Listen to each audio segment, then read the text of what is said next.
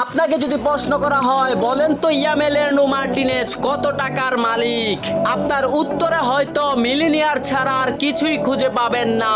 কিন্তু আপনি শুনলে অবাক হবেন, এমন একটা সময় মার্টিনেজের ছিল যে একবেলা না খেয়েও থাকতে হতো।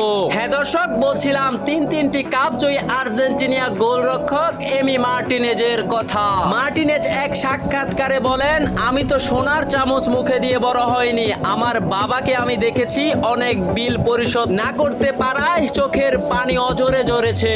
আমি তো এমন এক সময় পেরিয়ে এসেছি, রাতের এক বেলায় আমার না খেয়েও থাকতে হয়েছে। সেদিন আমি শপথ নিয়েছিলাম কোনো এক সময় আমি আমার পরিবারের দায়িত্ব নেব।